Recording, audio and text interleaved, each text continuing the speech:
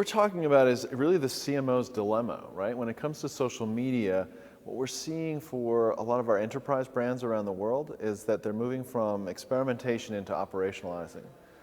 And that presents a lot of big problems. And the biggest problem for the CMO is what to budget for next year. So how do they have a better understanding of the value that's being delivered to the enterprise through their social media efforts?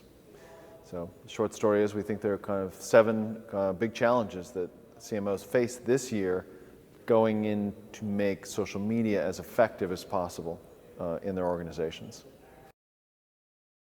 When we talk about the 7 big challenges, we're talking about things like moving from a kind of a channel planning mindset into planning around earned, paid, and owned engagement, which is a very different kind of dynamic.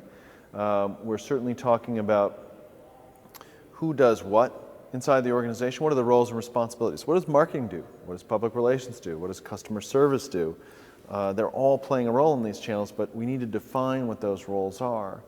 We are talking about what I would call social brand management. So what brand hasn't kind of woken up to the promise of social media, done an audit, and found that there's 25 Facebook pages around the world with their brand on it, half of which, or more than half, were created by well-meaning employees or business leaders around the world.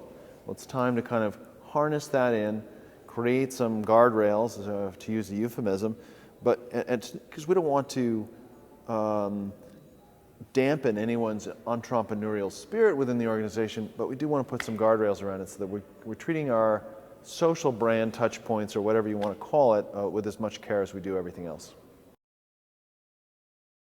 We start with a strategy that's built around driving customer advocacy or consumer advocacy, getting people to talk and share about the brands that they love or care about or have been intrigued by, and using traditional media to spark more of that. Not to be an interruptive advertising experience everywhere else they go. The idea of the kind of 360 surround, we're going to hit you at every place you go, those are over. I mean, I think that's over with. Right now it's focusing on, in our world at least, of how can we use traditional media to amplify advocacy.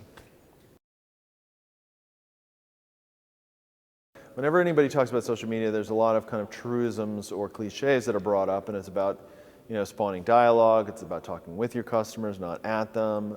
And the truth is that a lot of those things are kind of true.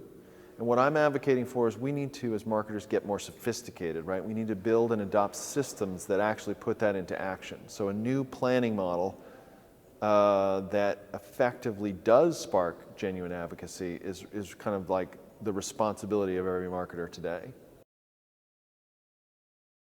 Building brand loyalty and customer trust through digital marketing, I think, has a lot to do with listening and talking to people. It is the social media side of things that we're doing right now. I believe it's also, it is about being credible, reliable, being willing to have a more intimate, in the most innocent sense of that word, relationship with people, and setting your own, periodically setting your own agenda second, which translates in, don't sell all the time. It'll work out. I mean, if you treat people well, if you actually demonstrate that you care about them, if you love customer service. I mean, I love client service. Is every client interaction, a home run for me? No, but I personally love the idea of trying to be of service. It's important to me. It's authentic. I'm not making it up. I'm not putting on my happy face. I think brands need to find out how they can do that authentically and not just put on their happy face.